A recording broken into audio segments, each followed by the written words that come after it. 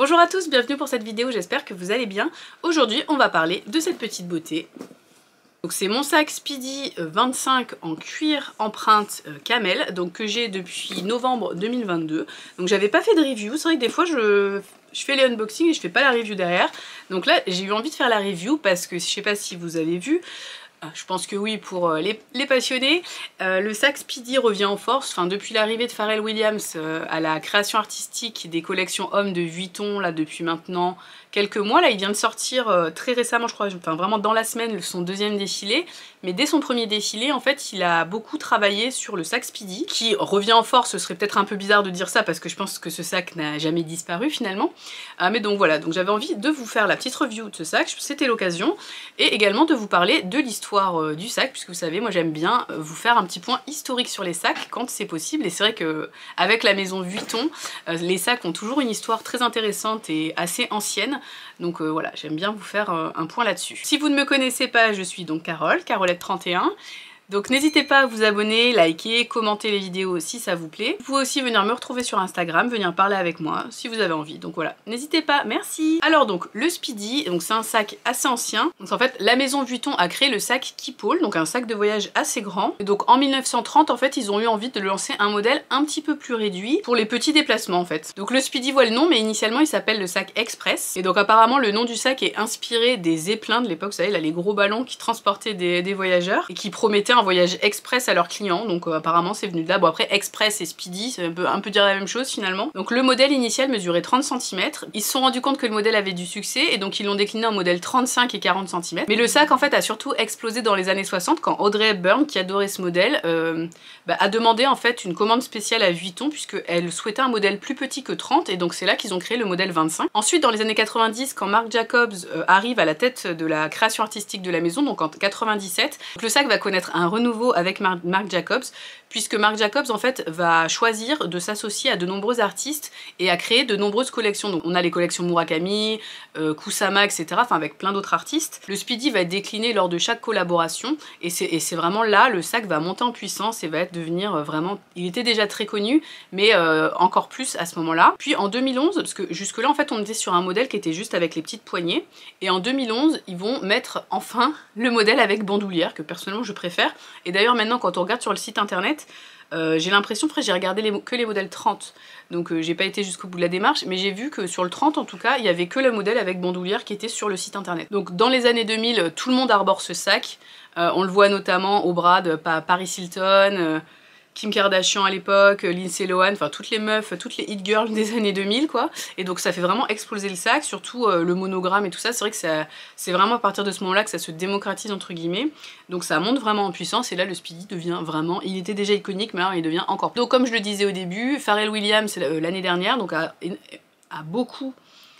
Enfin, dans la collection, en fait, il y avait beaucoup de défilants qui étaient avec le Speedy, et notamment des nouvelles versions avec des toiles monogrammes colorées, des nouveaux motifs, etc. Et surtout, il y a le fameux sac millionnaire, le Speedy millionnaire, qui coûte donc 1 million de dollars. Donc le sac millionnaire, pour vous dire pourquoi il coûte aussi cher, sac en cuir exotique de crocodile, orné de monogrammes Louis Vuitton peints à la main. Il est personnalisé d'une chaîne en or massif et d'un cadenas pavé de diamants. Normal. Vraiment un truc un peu fou, on va dire. Donc ça permet aussi de donner de la visibilité au sac, et surtout l'ambassadrice du sac dans les publicités c'était Rihanna, donc voilà. Concernant notre Speedy actuellement, donc là je vous ai fait juste un petit récapitulatif des augmentations de prix on va partir sur un modèle 30 classique, en monogramme, pas en cuir parce que c'était plus difficile pour trouver les infos honnêtement, pour trouver les prix. Sur le modèle en toile classique, donc taille 30, en 2014 il coûtait 640 €. 2015, 685 €, donc petite augmentation de 40 €, ça reste tranquille, ça reste gentillet. Ensuite, 2016, on passe à 720 €. 2017, 800 €, là ça commence quand même à piquer. 2019, là on a un gros gap, puisqu'on passe de 800 € à 1080 €. Donc là je suis sûre, à partir de 2019, je suis sûre que c'est les prix avec bandoulière. Je suis pas sûre sur les prix d'avant, mais on va dire qu'il y a... La différence de prix est pas énorme entre avec bandoulière ou sans bandoulière. 2020, 1110 €, pareil, ça pique. Et là... Donc j'ai un petit gap parce que j'ai pas trouvé les prix entre 2020 et 2024. Vous m'en excuserez. Mais donc en tout cas on peut dire qu'on passe donc de 2020 à 1110 € à 2024, tenez-vous bien, 1600 €. Donc on peut, sur 4 ans, là, en gros le Covid a mis une grosse claque au prix du Speedy, puisqu'on aboutit à 1600 € aujourd'hui, quoi. Voilà. Et juste petit comparatif par rapport au mien, donc la version en cuir empreinte. Donc moi quand je l'ai acheté en 2022, je suis désolée, c'est mon PC qui fait du bruit là. Ah, ça va être chiant. Donc en 2022, il coûtait, je l'ai payé 2060 €. Et aujourd'hui, donc en 2024, il coûte 2200 €. Donc on a quand même eu 140 € d'augmentation, donc c'est pas neutre. Et donc j'ai parlé du millionnaire là, dans des collections Pharrell, mais en fait, donc là, les collections Pharrell, le Speedy a été décliné de très nombreuses façons et les prix sont très élevés. Donc je vous mettrai une capture écran des prix. Donc vous avez des choses colorées, sympas, hyper jolies tout, mais les prix sont démentiels. Donc voilà. Donc autant rester sur... Enfin personnellement j'aime beaucoup la version cuir empreinte, donc ça me convient très bien. J'espère que c'est pas trop gênant le prix du PC parce que j'ai besoin de mon PC puisque j'ai les infos qui sont dessus. Et malheureusement je ne sais pas pourquoi là c'est le ventilo qui pète un câble alors que clairement il n'y a pas de problème. Donc ce sac il est décliné en plusieurs tailles forcément. Donc les tailles classiques qui vont être 30, 35, 40. Également donc 25, créé dans les années 60 comme on l'a dit. Vous avez également une version 20. Et il y a une version également nano. Alors je sais pas quelle est la taille du nano par rapport au 20, mais je pars du principe qu'il est plus petit. Donc on a quand même à peu près 5 tailles. Donc c'est vraiment une grosse déclinaison.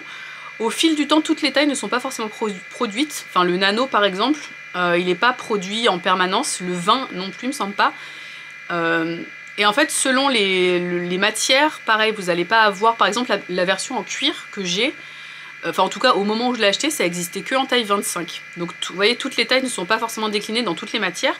Puisqu'effectivement le sac vous allez le retrouver en monogramme, donc en toile enduite. Monogramme Dany Ébène, Dany Azur, classique. Également en cuir empreinte, donc comme le mien. Vous avez plusieurs couleurs un peu saisonnières. Moi c'était une couleur saisonnière donc il y a 2 ans, donc cognac. En ce moment vous avez Bordeaux. Ça c'est vraiment une couleur, si vous voulez Bordeaux faut l'acheter cette année. Sinon après ce sera seconde main, ça va pas être pérenne. Mais par contre je pense que vous avez le noir et peut-être tourterelle, enfin quelques couleurs qui sont toute l'année. Et donc avec Pharrell on a des nouvelles versions donc en cuir, c'est pas en cuir empreinte, c'est un autre type de cuir mais où c'est plus cher. Vous avez également donc le millionnaire qui est en cuir de crocodile, mais voilà, donc on a plein de déclinaisons vraiment. Vuitton, ce sac il le renouvelle tout le temps et il y a tout le temps des nouvelles versions. Quand vous avez des nouvelles toiles monogrammes avec des nouveaux motifs dans des collections pop-up ou sur des collections capsules, etc., dans des collections capsules ou dans bah voilà, des collections saisonnières, pareil, en général le Speedy est également sorti avec ce nouvel imprimé. Donc on va parler de mon sac en particulier. Donc je le redis, c'est la version donc en cuir empreinte 25 cm. Donc je vous donne les dimensions comme ça, après je vais pouvoir fermer mon PC, mais j'ai le plan du truc donc c'est chiant. Donc ce sac c'est du cuir de vache grainé embossé. Les poignées elles sont en cuir de vache lisse. L'intérieur c'est en microfibre. Je sais pas si on va voir, hop, microfibre. Donc vous avez les finitions dorées. À l'intérieur vous avez une poche, donc ici vous avez une poche plaquée. Et ici vous avez une poche zippée. Donc la bandoulière évidemment elle est amovible et elle est également ajustable. Donc ça c'est cool. Hop. Donc au niveau des dimensions du sac, donc bah forcément il fait 25 dans cette dimension là, 19 en hauteur et 15 en largeur. Donc c'est vraiment un sac qui est grand hein, comme vous pouvez le voir. J'ai oublié de vous montrer de mon petit livre préféré, donc ce livre là.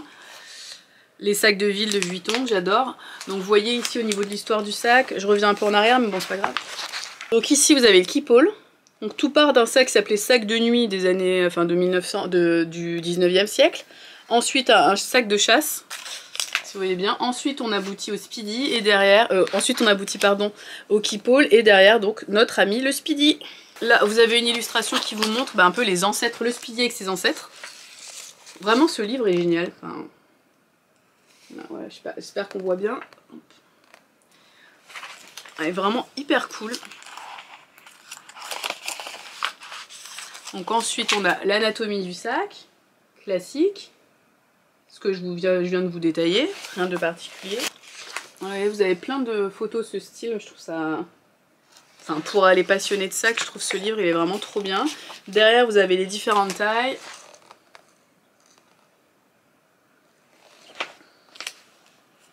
Donc là à l'époque du livre il n'y avait pas le 20, il y avait le mini, donc le mini c'était 15, donc c'est ça, je pense que le mini c'est toujours 15.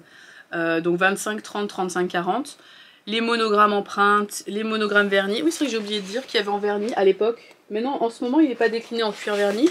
Mais effectivement, vous pouvez en trouver en seconde main. Et puis, comme tout, ça revient. L'année dernière, par exemple, ils avaient fait pour la Saint-Valentin une version rose un peu Barbie qui était en cuir vernis. Donc, c'est tout à fait plausible que de temps en temps, sur des collections, vous puissiez en trouver. Donc là, vous avez même l'anatomie du sac. Potentiellement, on peut le plier comme ça. Et là vraiment avec la structure, enfin oui c'est vraiment hyper intéressant ce bouquin, vous avez plein d'infos. Derrière vous avez les campagnes de pub, hein. Hop, par exemple on a le mini comme ça, qui est dans ma wishlist d'ailleurs, hein. Un petit sac Murakami comme ça. Là pareil vous avez d'autres sacs qui avaient été faits en partenariat sous la marque Jacobs. Voilà, les déclinaisons camouflage comme ça, enfin, il y avait plein de choses. Pareil, c'était du Murakami. Donc voilà, enfin bon, moi je ne peux que vous recommander toujours chaleureusement ce bouquin que j'adore. Je vais quand même reprendre le plan de la vidéo sur mon téléphone parce que sinon je suis perdue. Alors, donc ce sac, bon moi je lui ai mis un petit gris-gris là, Kusama. Mais sinon normalement vous n'avez pas. Il est livré, donc la bandoulière et le petit, évidemment, le petit cadenas. Hop. Donc bah doré comme le sac, voilà. Classique, avec évidemment la paire de clés. Petite paire de clés. Voilà. Voilà, bon, après moi je vous dis, moi de toute façon à chaque fois les cadenas sur les sacs, je trouve que ça sert à rien. Enfin sur des petits sacs de ce type, franchement, voilà, c'est ici pour accrocher le cadenas. Bon, je sais pas si qu'il y a des... Est-ce qu'il y a déjà quelqu'un là en 2024 qui a accroché le cadenas sur son Speedy? Je reste perplexe quand même, hein. Alors ce sac, je trouve le cuir empreinte, c'est très résistant. Vraiment, il est... donc là, je l'ai depuis plus d'1 an. Bon, après, forcément, je le mets pas tous les jours non plus, hein. Vous savez, je tourne, c'est un peu une semaine un sac. Mais bon, je l'ai quand même mis plein de fois. C'est un cuir, je trouve que on peut le mettre sous la pluie sans trop craindre quoi que ce soit. Vous voyez, au niveau de la structure, il y a peut-être une petite déformation ici. Là, peut-être un espèce de petit affaissement. Je sais pas si on verra bien. Là, vous voyez là, un peu. Bon, léger. Mais après, forcément, il est quand même assez mou. Donc pour moi, il faut mettre un organisateur quand même pour bien le maintenir sa forme. Donc moi, j'ai mis un organisateur. Je sais même plus où je l'ai acheté, cet organisateur. Je sais pas si c'est Samorga ou pas. Ouais, c'est Samorga. Donc classique. Pas sponsorisé ni rien ça. Donc voilà, petit organisateur. Après en fait moi je trouve il y a toujours 50 milliards de poches dans les organisateurs, ça me sert à rien.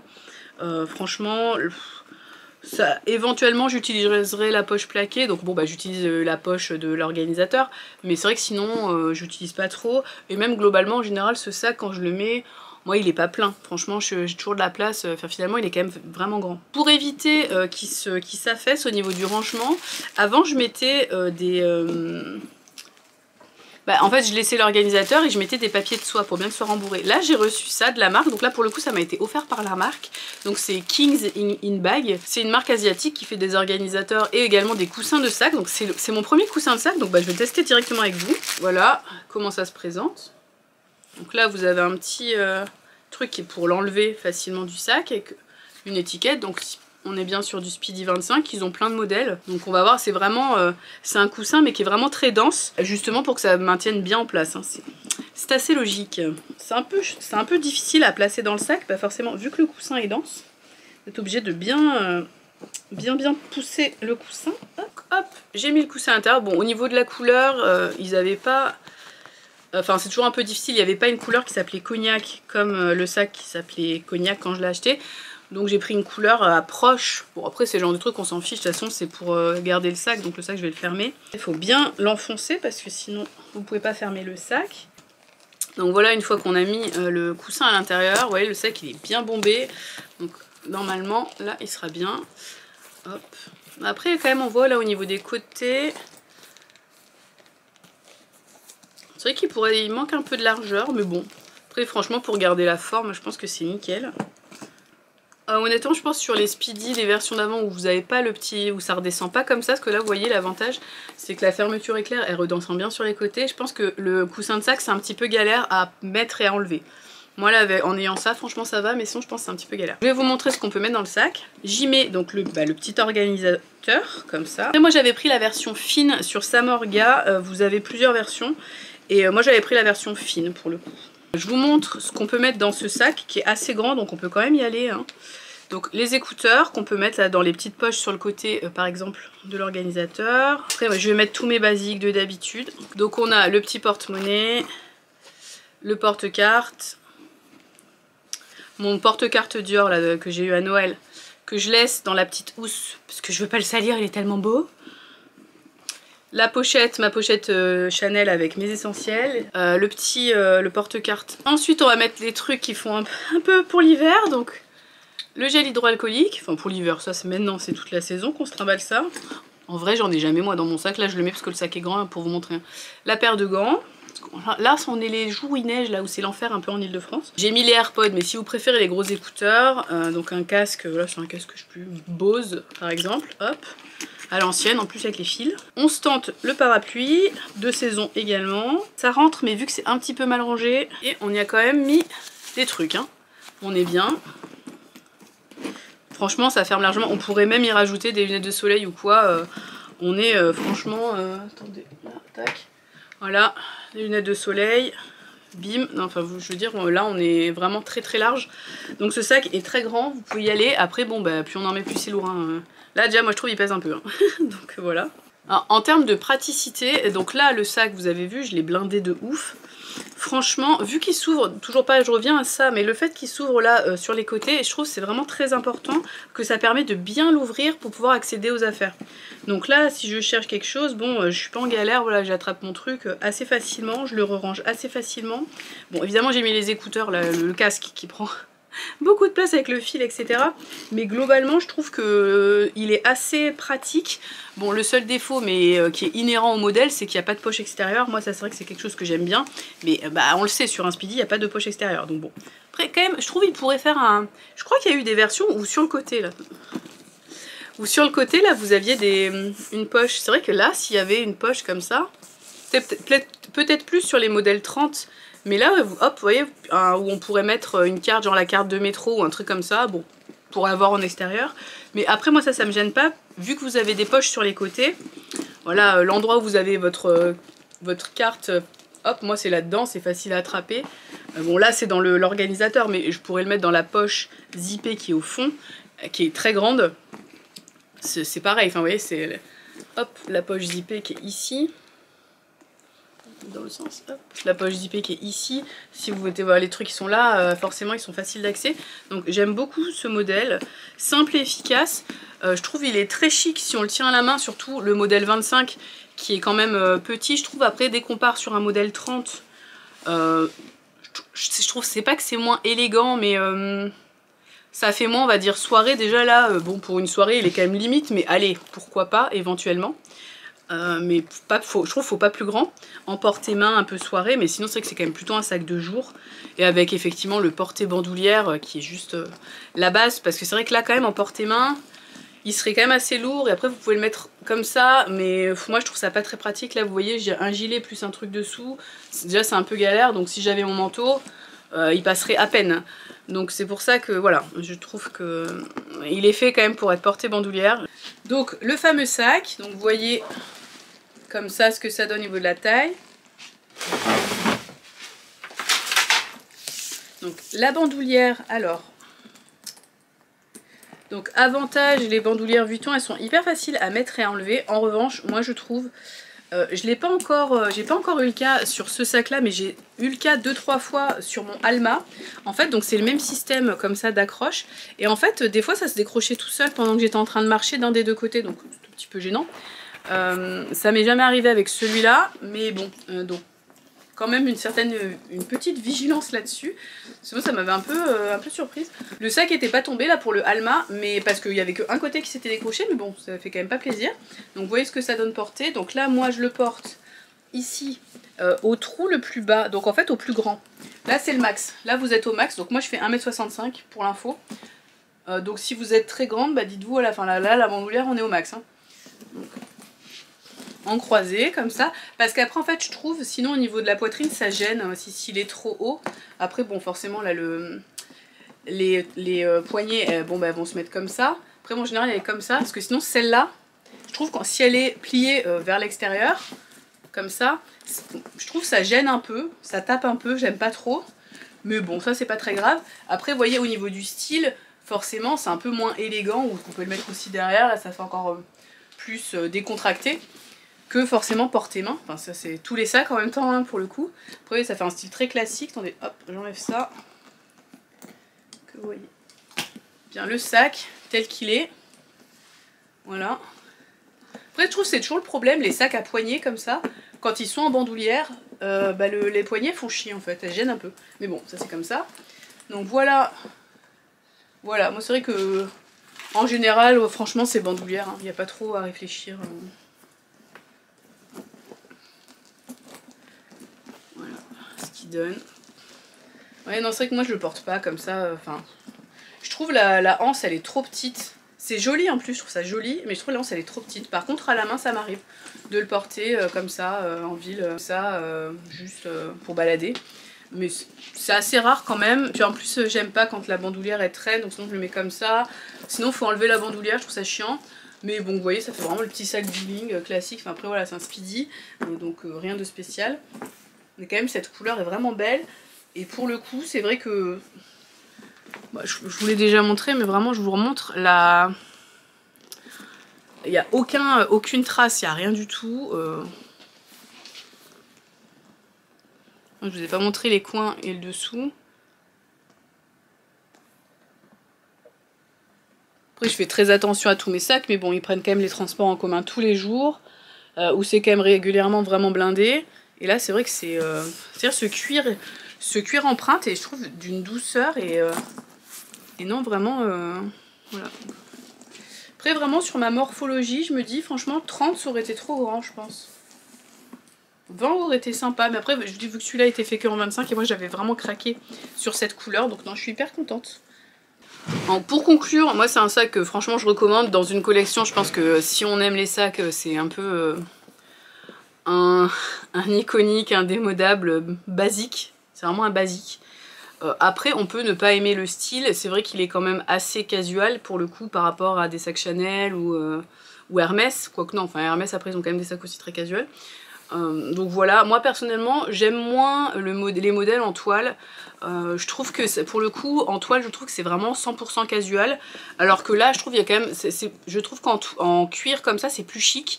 Après ça c'est personnel, mais voilà, après c'est peut-être aussi le fait que la toile on la voit beaucoup, mais par exemple la version en damier azur je trouve ça fait très sympa pour l'été. J'aime pas trop le damier ébène de manière générale, donc je suis pas fan du modèle en damier ébène. Par contre toutes les déclinaisons à chaque fois quand le sac est réinterprété avec des nouvelles toiles et tout, j'adore. Enfin de toute façon les nouvelles toiles Vuitton, à chaque fois je pourrais tout acheter, donc forcément sur le Speedy je trouve ça très beau aussi. La version en toile monogramme classique je trouve sympa mais trop vue. En fait je pense que je l'ai trop vu et il m'a un peu saoulé ce sac, et c'est vrai que c'est le genre de sac qu'on voit quand même très souvent contrefait. Donc forcément là la contrefaçon a un peu flingué, enfin en tout cas pour moi, le Speedy en toile monogramme. J'ai un seul sac en toile monogramme pour le coup, mon sac Chantilly vintage, et j'aime bien parce que justement c'est un format un peu différent qu'on voit moins. Mais c'est vrai que le Speedy je l'achèterais pas en toile le monogramme classique. Par contre les déclinaisons ou les collections Farel avec la toile qui est genre violette, je sais pas s'ils sont en toile ou en cuir. Là les déclinaisons Farel en orange, en violet, tout ça, je sais pas si c'est toile ou cuir, mais là je trouve ça hyper beau.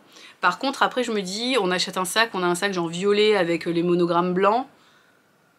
Je pense là sur le moment on trouve ça génial. Par contre dans quelques années, est-ce qu'on va pas grave se lasser, c'est quand même assez cher. Alors que là je trouve sur du cuir, on est sur du cuir, donc c'est quand même durable. Bon, peut-être un poil moins durable que de la toile enduite, mais bon quand même le cuir empreinte de Vuitton est quand même très résistant. Mais je trouve qu'on est quand même moins amené à s'enlacer, même si on a quand même les LV, les monogrammes. Je trouve j'aime bien ce qu'ils sont gros en plus. Et le monogramme empreinte qui est gros. Donc vous avez un LV, c'est vrai qu'il est en plein milieu, mais après moi j'aime beaucoup les motifs fleurs de Vuitton, je les trouve vraiment très jolis. Alors on peut s'enlacer aussi, mais vu que c'est du ton sur ton, enfin c'est juste embossé, je trouve qu'il y a quand même moins manière à s'enlacer on va dire. Puis ça reste le motif iconique de la marque, même si c'est pas sur la toile, donc voilà. Ah, si, je viens de trouver un petit défaut. Ah non, en fait. Ah non, en fait, vous voyez ici, mais je sais pas si vous allez voir, c'est juste en fait au niveau de la teinture de tranche, là, vous savez, des fois vous avez comme des espèces de petits résidus de plastique qui, quand vous frottez un peu, ça s'en va. Donc là, c'était juste ça. Par contre, il faut être un peu vigilant si vous mettez un bijou de sac comme moi. Mon petit bijou de sac, vu que ça frotte sur le cuir, ça risque, ça peut l'abîmer. Là, moi je viens de remarquer, ouais, ici, c'est un petit peu noirci. Je sais pas si on va voir, mais c'est un petit peu noirci à certains endroits là sur cet empiècement. Ah, j'ai pas l'impression qu'on le voit. Là, peut-être ici, là. Mais donc, technique de la salive. Là, je pense un petit peu de produit saphir pour nettoyer le cuir, on est bon. Hein. Mais faut quand même faire gaffe. Et si on est sur un cuir fragile, si vous faites frotter quelque chose sur un cuir fragile ou si vous faites frotter une matière un peu dure ou je sais pas quoi, faut quand même faire super gaffe. Ou ne pas porter le bijou de sac tout le temps en fait, je pense. Donc voilà, mais c'est vrai que sinon, non, franchement pas de marque. Le cuir, il est pas abîmé. Non, il est franchement parfait. Pareil au niveau de la bijouterie, vous voyez, il n'y a rien de... C'est pas du tout oxydé ou quoi. Et je sais que je l'ai porté sous la pluie, ce sac, c'est déjà arrivé. En même temps, cette semaine, j'ai porté le Chanel sous la neige, là, mon 2,55. Donc je me suis dit, allez, vas-y, c'est pas du cuir d'agneau non plus, du cuir de veau vieilli. Voilà, et ben, lui, rien arrivé. Donc faut pas non plus être trop frileux, à part les trucs en daim, ou les trucs vraiment clairs, ou j'en sais rien, qui frottent sur du jean ou quoi. Mais sinon, je pense que... Au niveau de la météo, autant que c'est pas non plus des averses tropicales de ouf, je pense qu'on peut quand même y aller. Et là, c'est vrai que sur un sac comme ça, je pense que vraiment ça ne craint rien. Moi, de toute façon, mes sacs, je les imperméabilise toujours avec les produits saphir. Voilà. Mais quand bien même, je pense pas qu'il y ait de problème parce qu'il est quand même... Enfin, la matière, on sent que... Il est... Comment dire? Enfin, qu'il sera résistant, je sais pas... Enfin, qu'il est épais, en fait, et qu'il y a une petite couche protectrice dessus, je pense. Donc, voilà. Donc pareil, ce qui est cool aussi, c'est que les poignées elles sont de la même couleur, donc vous risquez pas, enfin vu que c'est une couleur foncée, on risque pas d'avoir des marques ou quoi comme sur le cuir naturel que vous allez avoir sur les empiècements et sur la poignée pour les sacs en toile. Donc ça je trouve ça cool aussi, parce que c'est quand même plus facile. Et le fait aussi d'avoir un sac qui est uni au niveau de la couleur, contrairement aux sacs qui sont en toile, pour moi, enfin je trouve que c'est plus facile à porter parce que bah, là vous avez tout en une seule couleur. Alors que par exemple sur le sac en monogramme classique, je trouve le fait d'avoir une toile qui est foncée avec les empiècements et les poignées claires, selon comment on est habillé, ça peut être plus difficile. Alors que là, on n'a pas à se poser la question sous que bon bah du marron ça va avec tout, enfin du camel globalement ça va à peu près avec tout, sauf si on est habillé dans un camel un peu différent, mais personnellement je n'ai pas d'habit camel, ou même j'ai pas trop de trucs marron je crois pas. Si j'ai une robe marron mais qui est trop petite, donc je risque pas de la mettre. Voilà, donc non vraiment je valide à 200% ce sac. J'ai l'impression de rien vous avoir dit spécialement vraiment sur la structure et tout. Bah, après c'est un sac qui est tellement connu que je vais pas non plus en faire des caisses et des caisses. Puis j'ai l'impression que la vidéo dure déjà super longtemps. Donc je vais m'arrêter là, mais en tout cas vraiment, moi je recommande à 10 000%, mais je préfère la version en cuir. Ou une version d'une collection enfin d'une collaboration en fait, que je trouve toujours hyper intéressante. J'aime pas tout, mais la plupart du temps, puis c'est des éditions limitées, donc tant qu'à faire, c'est toujours cool d'avoir un sac en édition limitée, même s'ils sont plus chers. Mais là, en tout cas, les prix, par contre, les prix, je trouve ça devient démentiel. Les prix Vuitton, mais surtout les prix de la toile. À voir ce que ça donne. Bon, après, quand on compare avec les augmentations chez Chanel, à la limite, elles sont minimes, presque, ces augmentations chez Vuitton, en comparaison, mais quand même. Donc voilà, mais je pense quand même que c'est un sac un peu de base d'une collection. Et je suis vraiment contente, moi, d'en avoir eu un et d'avoir eu celui-là dans cette couleur qu'à la base en fait j'avais loupé, et une fois je vais sur le site, je vois il est dispo et je le prends, et en fait c'était la seule pièce qu'il y avait.